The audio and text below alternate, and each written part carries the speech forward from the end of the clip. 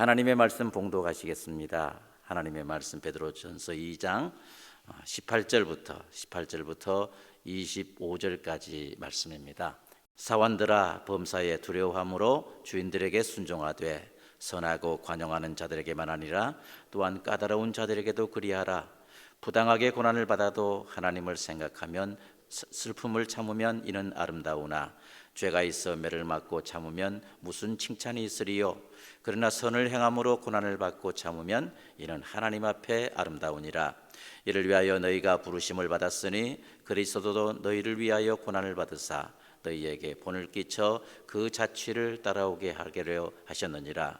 그는 죄를 범하지 아니하시고 그 입에 거짓도 없으시며 욕을 당하시되 맞대어 용하지 아니시고 고난을 당하시되 위협하지 아니하시고 오직 공의로 심판하시는 이에게 부탁하시며 친히 나무에 달려 그 몸으로 우리 죄를 담당하셨으니 이는 우리로 죄에 대해서 죽고 의에 대하여 살게 하려 하심이라. 그가 채찍에 맞음으로 너희는 나음을 얻었나니 너희가 전에는 양과 같이 길을 잃었더니 이제는 너희 영혼의 목자와 감독 되신 이에게 돌아왔느니라. 아멘. 이 세상을 살아가는 과정에서요, 부당하게 고난을 받을 때가 있습니다. 아무런 잘못이 없음에도 불구하고 부당하게 그런 고난을 당할 때가 있습니다. 내가 왜 이렇게 부당한 대우를 받아야 하나? 내가 무슨 잘못을 했길래 이와 같은 부당한 대우를 받아야 하나? 이런 생각이 들 때가 많습니다. 오늘 본문 18절에 보니까요, 이 사환들이 나오고요, 또 주인들이 나오는데 특히 사환과 주인과의 관계에서 이러한 부당한 대우를 받을 때가 많습니다. 종이야 당연히 주인의 소유이기 때문에요, 주인은 종들을 인격적으로 대우하지 않습니다. 인격적인 존재로 대우하지 않습니다. 그러다 보니까 어떻게 해요? 여기 사이에서 오는 그러한 애매한 부당한 대우가 있습니다. 그리고 이 말을 현대적인 그 용어로 볼 때 직장에서도 이러한 부당한 대우를 받을 때가 많습니다. 직장 상사라는 이유로, 다시 말해서 부장님 또 과장님, 이러한 팀장님이라는 그런 이유 때문에 이들로부터 받는 그 부당한 대우가 있습니다. 직장 상사라는 이유 때문에 내 부하라는 것 때문에 틈만 나면 짜증을 내고 틈만 나면 화를 당하는 이러한 경우도 솔직히 있습니다. 이러한 경우는 우리 사람들 사이에서도, 우리 사람들과의 관계성 속에서도 있는 것이 사실입니다. 어떤 때는 다른 사람들로부터 왕따를 당할 때가 있잖아요. 까닭없이 다른 사람들로부터 이렇게 따돌림을 당하는 그런 경우가 있습니다. 또 괜한 있지도 않는 소문을 퍼뜨려서요, 다른 사람들로 하여금 나를 오해하게 만드는, 그래서 부당한 대우를 받게 하는 경우도 많습니다. 사실이 아닌데도 모함을 받을 때가 있다, 그 말입니다. 가정에서도 바로 이러한 경우가 있는데, 가정으로부터 버림을 받는 이러한 경우도 있습니다. 마태복음 10장 36절에 보니까 사람의 원수가 자기 집안 식구리라 라는 이 말씀이 있는데, 때로는 예수님을 믿는다는 그 신앙 때문에 집안으로부터 버림받을 때가 많습니다. 제가 아는 어떤 전도사님이 있는데요, 나름대로 이제 버지니아 대학을 나오고요, ROTC 하면서 이제 공군 장교로 임관하게 되어 있는데, 그 과정에서 하나님으로부터 소명을 받은 것입니다. 한마디로 말 집안에서는 이제 미래가 창창한 그런 어떤 아들이다라는 이런 생각을 하고 이렇게 지냈는데, 어느 날 그 아들이 하나님으로부터 주의 종으로서의 소명을 받은 겁니다. 그리고 결국에는 그 모든 길을 팽개치고 하나님의 종으로서의 길을 가고 만 것입니다. 이런 상황 앞에서 어떤 일이 벌어졌습니까? 집안 식구들로부터 완전히 내쫓김을 당해버렸습니다. 완전히 버림을 당했습니다. 하나님의 종의 길을 간다는 그 이유 때문에 같은 신앙인임에도 불구하고 집에서 내쫓아버린 것입니다. 차도 뺏어버리고요, 크레딧 카드도 뺏어버리고요.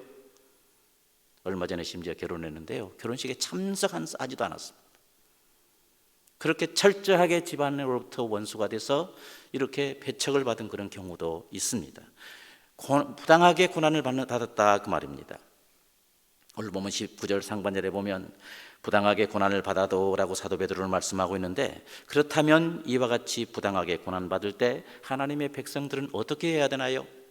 이처럼 고난을 받을 때, 아무런 까닭 없이 잘못 없이 고난을 받을 때, 그리고 모든 삶의 영역에 있어서 부당한 고난을 받을 때 우리 그리스도인들은 어떻게 해야 됩니까? 항변해야 됩니까? 내가 무엇을 잘못했습니까? 라고 되들어야 됩니까?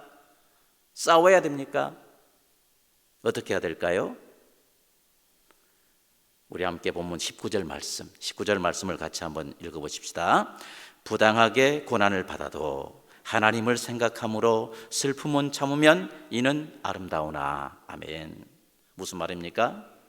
부당하게 이렇게 대우를 받는다는 것, 이거 분명 슬픈 현상입니다. 이와 같이 부당하게 고난을 받아도 슬퍼하지 말고 오히려 이 슬픔을 참으라. 이렇게 사도 베드로는 말씀하고 있습니다.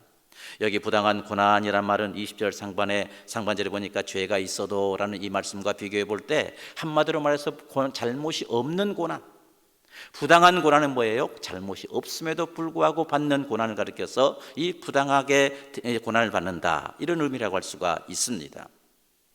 이처럼 부당한 이 고난을 받을 때 사도 베드로는 말씀합니다. 참으라라고 이렇게 말씀하고 있습니다. 이 말씀은 뭐예요? 끝까지 인내하라. 오늘 제목도 보면 인내는 아름답다고 그랬지 않습니까? 인내하라, 그 말입니다. 이 참는 거, 오래 참는 거, 인내하는 거, 이것은 성령님의 열매 중에 하나 아닙니까? 특히 하나님을 생각함으로 부당한 고난을 받을 때 하나님을 생각함으로 참으라라고 했는데요, 그리스도인들은 부당하게 어려움을 당한다고 할지라도 상 주시는 하나님, 고난한 가운데서도 반드시 내가 참으면 상 주시는 그 하나님을 생각하면서 이 부당한 처우에 대해서 인내해야 됨을 우리는 알 수가 있습니다. 인내하는 것입니다. 바로 이런 삶이 아름답다라고 이렇게 말씀하고 있어요. 이는 아름다우나라고 이렇게 말씀하고 있지 않습니까? 다시 말해서 감사할 가치가 있는 행위이다. 부당한 고난을 받지만 이제 참는 것은 정말 뭐예요? 감사할 가치가 있는 행위다라는 그런 의미입니다. 이런 상황에서 어쩌면 사람들은 그럽니다. 저 바보 같은 사람이라고, 비굴한 사람이라고, 말 한마디 뻥긋 못한다고, 이렇게 조롱받을 수도 있습니다. 용기 없는 자라고 평가받을 수도 있습니다. 그러나 우리 하나님께서는 이런 사람들까지 판단하시는 우리 하나님은 뭐라고 말씀하신다고요? 아름다우니, 이런 행위가 아름답다고 이렇게 말씀하고 계십니다. 까닭없는 부당한 처사를 당할지라도 하나님께 순종하는 마음으로 참으면 그 행동은 하나님으로부터 인정받고 은혜를 받을 증서가 됨을 시사하고 있는 그러한 말씀입니다. 여러분, 하나님의 말씀을 따르시겠습니까? 사람들의 평가를 따르겠습니까? 참는 우리 모두 되시기를 간절히 소원합니다. 이는 하나님 앞에 아름답다. 20절 하반절에서도 그렇지 않습니까? 그러나 선을 행함으로 고난을 받고 참으면 이는 하나님 앞에 아름다우니라 라고 사도 베드로는 말씀하고 있습니다. 특히 사도 베드로의 말씀은 1차적으로 이 사환과 주인들과의 관계에서 주신 말씀입니다. 본문 18절에 보니까 뭐라고 그랬어요? 사환들아, 범사에 두려워함으로 주인들에게 순종하되 간용하는 자들에게만 아니라 또한 까다로운 자들에게도 그리하라 라고 이렇게 말씀하고 있지 않습니까? 여기 사환들아, 이 말은 뭐예요? 쉽게 말해서 이 문자적으로 보면 집의 것이다라는 그런 의미인데요, 가정에 소속된 하인을 나타냅니다. 그러나 이것은 일반적으로 이 사회적으로 볼 때 그 천한 종의 신분 있잖아요, 실제로 천한 종과는 다른 의미의 그 말씀입니다. 이 말은 뭐예요? 가족의 일원으로서 종속된 자들이다. 가족의 일원으로서 종속된 자, 비록 하인이라고 할지라도 가족의 개념으로 서로 이 가족에서 상하관계, 가족 안에서 종속된 관계를 가리켜서 사환들이다 라고 이렇게 말씀하고 있습니다. 이처럼 사환들은요, 주인들에게 순종해야 된다 이렇게 말씀하고 있습니다. 순종하되 이 말은 뭐예요? 현재 중간태 분사로서 현재는 물론 앞으로도 지속적으로 주인에 대해서 순종해야 됨을 시사하고 있는 그런 말씀입니다. 한순간만 하는 것 아니고요, 기분 좋을 때만 한 게 아니고요, 오늘만 한 게 아니고요, 최소한 내가 그러한 위치에 있는 한 지속적으로 항상 이렇게 순종해야 된다 이 말입니다. 특별히 지속적으로 순종하되 어떻게 해요? 두려워함으로 순종해야 된다 이렇게 말씀하고 있어요. 두려워한다 이 말이 뭐예요? 존경심을 가지고 리스펙한다 그 말입니다. 존경심을 가지고 경외하는 마음을 가리켜서 이 두려워함 이런 의미라고 할 수가 있습니다. 이 말은 빈껍데기로 모습으로만 이렇게 순종하는 것이 아니고요, 또 형벌이나 처벌에 대한 두려움으로 이렇게 순종하는 것 아니고요, 오직 모든 것을 아시는 하나님에 대한 경외하는 그 마음, 이 경외심을 가지고 하나님 경외하는 그런 마음을 가지고 주인을 경외해라, 이런 의미의 말씀이라고 할 수가 있습니다. 그렇다면 사환들이 하나님을 두려워하는 마음으로 지속적으로 주인들의 그 권위를 중시 여겨야 됨을 알 수가 있는 그러한 말씀입니다. 사환들은 이처럼 주인들에게 모든 상황에서 두려움을 가지고 순종해야 되는데, 사도 베드로는 여기에 한 가지를 더 붙이고 있습니다. 뭐라고 그래요? 관용하는 주인에게만 아니라 또한 까다로운 주인에게도 그렇게 하라. 순종하되, 하나님 경외하는 마음으로 순종하되, 지속적으로 하되요, 나에게 잘해주는 사람만 이렇게 하는 것이 아니고요, 정말 까닭없이 책망하고요, 까닭없이 책을 잡고요, 정말 시시때때로 책망하지 않으면 잠을 못 자는 그런 주인이라고 할지라도 그래도 동일하게 관용하는 자에게 순종하는 것처럼 까다로운 주인에게도 동일하게 순종하라. 참 쉽지 않지 않습니까? 어려운 일 아닙니까? 가능합니까? 같이 그냥 대들고 싶은 마음 솔직히 생기잖아요. 그런데 주님의 말씀입니다. 관용하는 자뿐만 아니고 까다로운 주인에게도 동일하게 순종하라 라고 사도 베드로는 말씀하고 있습니다.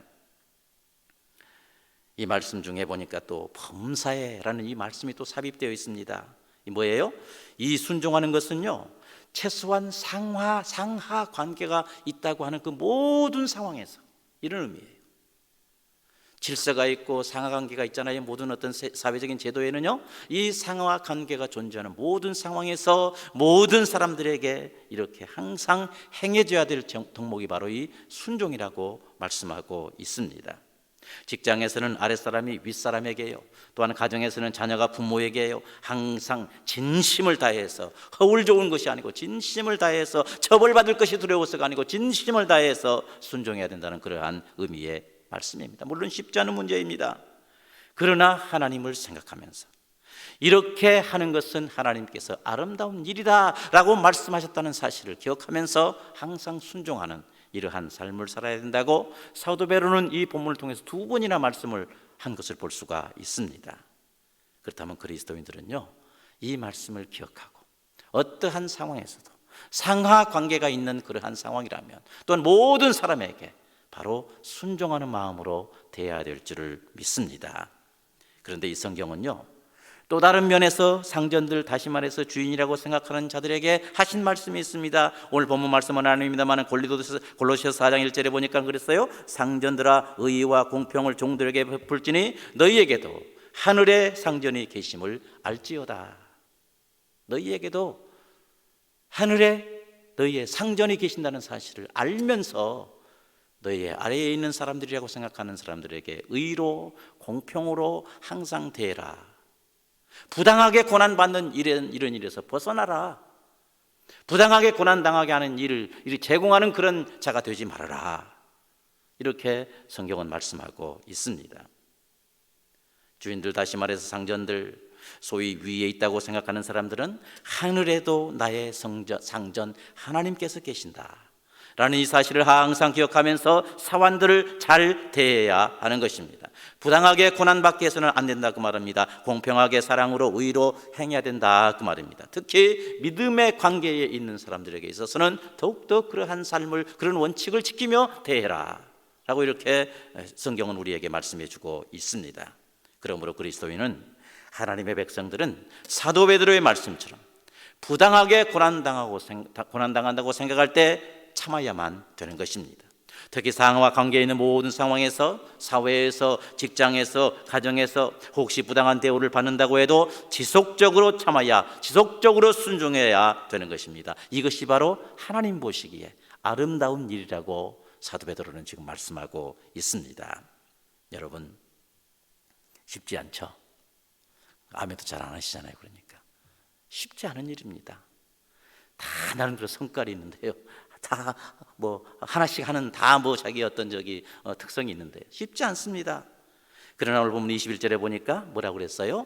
이를 위하여 너희가 부르심을 받았나니, 이를 위하여 너희가 부르심을 받았나니 그리스도도 너희를 위하여 고난을 받으사 너희에게 본을 끼쳐 그 자취를 따라오게 하려 하셨느니라 라고 이렇게 말씀했습니다. 이를 위하여 너희가 부르심을 받았으니, 어쩌면 이 말씀을 들으면 우리가 힘 빠집니다. 아이고 어떻게 우리 저렇게 두렵기도 하는 그런 말씀입니다. 여기 부르심이라는 말이 뭐예요? 그리스도인들의 삶의 그 모든 영역에서 간섭하시는 하나님의 주권을 암시하는, 하나님께서 모든 영역에서 이렇게 간섭하고 계신다라는 그러한 의미의 말씀이라고 할 수가 있습니다. 그렇다면요, 하나님께서 모든 상황을 이제 주권적으로 간섭하심으로 그 하나님의 섭리, 그 하나님의 간섭하심을 믿고 어떻게 해요? 부르심에 합당하게 사는 것, 이것이 바로 뭐예요? 이 고난 중에서도 애매하게 고난받아도 참는 것이라고 이렇게 말씀하고 있습니다. 이것이 또한 구원을 이루어 나가는 과정의 하나의 덕목이라고 이렇게 말씀하고 있어요.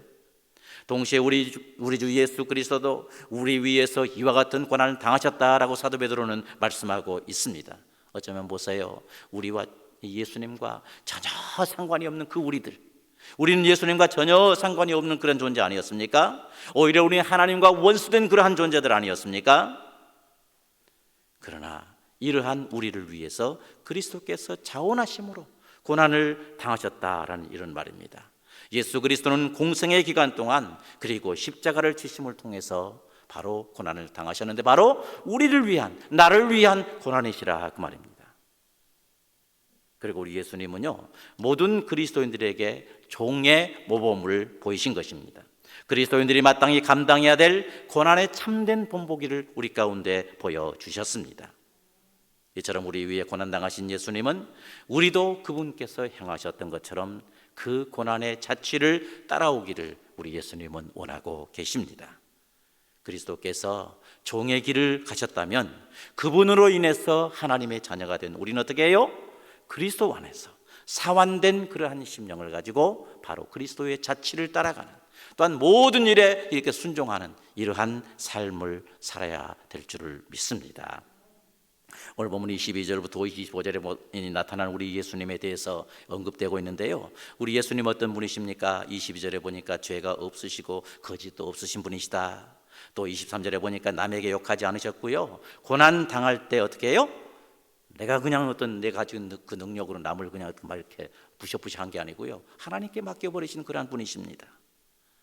심지어는 십자가 위에서도 아버지여 저들의 죄를 사하여 주시옵소서 라고 이렇게 우리 주님은 외치고 계시지 않으셨습니까? 우리 죄를 위해서 친히 십자가에 못 박혀 달리셨습니다. 24절에 그렇게 말씀하고 있습니다. 25절에 보니까 우리를 선한 목자가 되셔서 우리를 하나님께로 생명의 구원이신 하나님께로 인도해 주신 분이시다라고 우리 주님에 대해서 오늘 본문은 말씀해 주고 있습니다. 이제는 너희 영혼의 목자와 감독 되신 이에게 돌아왔느니라. 이와 같이 우리의 목자가 되셨습니다. 그리고 우리 예수님께서 우리를 하나님의 것으로 만드시기 위해서 애매히 고난 받으신 그 길을 묵묵히 아무런 어떤 저항 없이 가신 그러한 분이심을 우리는 알 수가 있습니다. 그 은혜로 말미암아 우리가 하나님의 백성 된 거 아닙니까? 사랑하는 여러분, 오늘도 우리는 주님의 말씀을 들었습니다. 오늘도 우리는 주님을 섬기는 사완들이라고 하는 이 정체성을 가지고 삶 속에서 부당한 고난을 당한다고 할지라도 우리 목자 되신 예수 그리스도를 본받아서 모든 일에 두려움을 가지고 끝까지 인내하는, 끝까지 참는 우리 모두가 되시기를 간절히 소원합니다. 소위 주인들이라고 생각되는 모든 사람들에게 순종하는 이러한 삶이 되시기를 간절히 소원합니다. 왜냐하면 사람들은 비굴하고 용기 없는 자라고 이런 모습을 보고 용기 없는 자라고 할지라도 우리 하나님 보시기에는 아름다운 일이시기 때문입니다. 동시에 경영자 위치에 있는 사람들, 다시 말해서 주인의 위치에 있다고 생각하는 사람들은 내게도 하늘에 나의 상전 하나님이 계신다, 이 사실을 기억하고 내 영향력 아래 소속되어 있는 모든 사람들에게 부당하게 고난당하는 일이 없도록 더 세심하게 살피고 노력하고 의와 공평으로 대해야 될 줄을 믿습니다. 지금 한국에 보니까 그 화물 노조 있잖아요. 화물 노조가 지금 이 노조의 분규가 계속되고 있는데 바로 이와 같은 원리가 깨진 상황이라고 저는 생각합니다. 이런 원리가 깨졌기 때문에 바로 그와 같은 마음 아픈 노사 분규, 발목 잡는 노사분규가 계속해서 끊이지 않고 이루어진 거라고 생각합니다. 한 예입니다.